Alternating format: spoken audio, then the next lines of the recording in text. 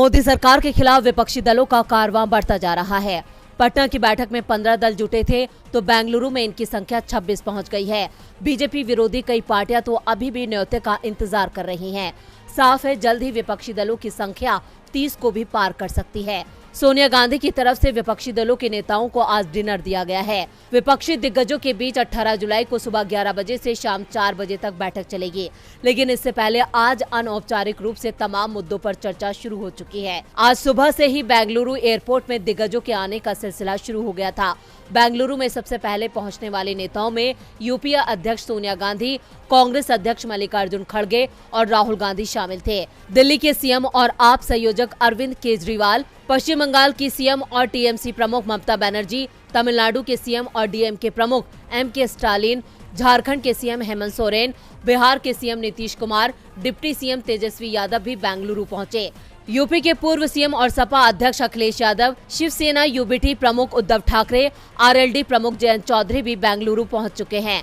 NCP के मुखिया शरद पवार 18 जुलाई को पहुंचेंगे। शरद पवार ने साफ कर दिया है कि वो बीजेपी के साथ किसी कीमत पर नहीं जाएंगे, वो विपक्षी गठबंधन के साथ ही रहेंगे। महागठबंधन की बैठक को लेकर पूरा बेंगलुरु शहर पोस्टरों से पटा दिखाई दे रहा है। जो पोस्टर लगे हैं उन पर यूनाइटेड वी स्टैंड का स्लोगन लिखा है। 18 जुलाई को विपक्षी गठबंधन के बीच जिन मुद्दों पर चर्चा होगी उसमें दिल्ली के अध्यादेश, यूसीसी, महंगाई, विदेश नीति, बेरोजगारी के मुद्दे शामिल होंगे। विपक्षी गठबंधन के नाम और उसके संयोजक के नाम पर भी चर्चा हो सकती है। बीजेपी के खिलाफ एकजुट होने वाले 26 विपक्षी दलों की ताकत ने बीजेपी खेमे में खलबली मचा दी है। केंद्र की सत्ता पर काबिज बीजेपी में विपक्ष की बैठक का खौफ साफ देखा जा सकता है। विपक्ष की बैठक के जवाब में पीएम मोदी ने भी अचानक एनडीए की बैठक बुला ली है। दिल्ली में 18 जुलाई को होने वाली बैठक की अध्यक्षता बीजेपी के राष्ट्रीय अध्यक्ष जेपी नड्डा और पीएम मोदी करेंगे। इस बैठक में नए सदस्यों के हिस्सा लेने की उम्मीद है। जिन नए सदस्यों के भाग लेने की उम्मीद है वो एनसीपी पार्टी के अजीत पवार गुट है, जिसका प्रतिनिधित्व प्रफुल्ल पटेल कर सकते हैं। इसके अलावा चिराग पासवान, जीतन राम मांझी अपने बेटे के साथ बैठक में शामिल हो सकते हैं। एनडीए की इस बैठक को लेकर कांग्रेस अध्यक्ष मल्लिकार्जुन खड़गे ने बीजेपी पर निशाना साधा है। उन्होंने कहा, मुझे ताज्जुब है कि मोदी जी ने राज्यसभा में कहा था कि मैं सभी विपक्षियों पर अकेला भारी हूं। अगर वो सभी विपक्षियों पर अकेले भारी हैं, तो वो 30 पार्टियों को क्यों बुला रहे हैं? इसके साथ वो उन 30 पार्टियों का नाम तो बताएं। हमारे साथ जो लोग हैं वो हमेशा हमारे साथ रहे हैं।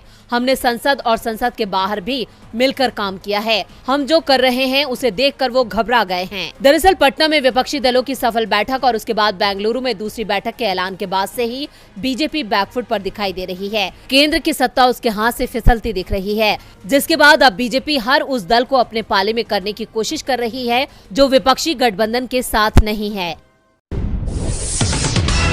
दिल्ली में अफसरों की ट्रांसफर पोस्टिंग पर किसका अधिकार हो, इसे लेकर मामला एक बार फिर सुप्रीम कोर्ट में है।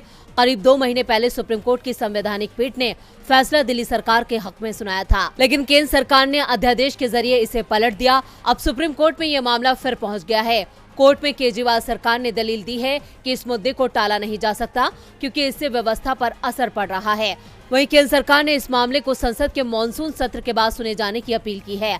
इस पर सुप्रीम कोर्ट ने कहा है कि मामले को 5 जजों की बेंच के पास भेजा जा सकता है।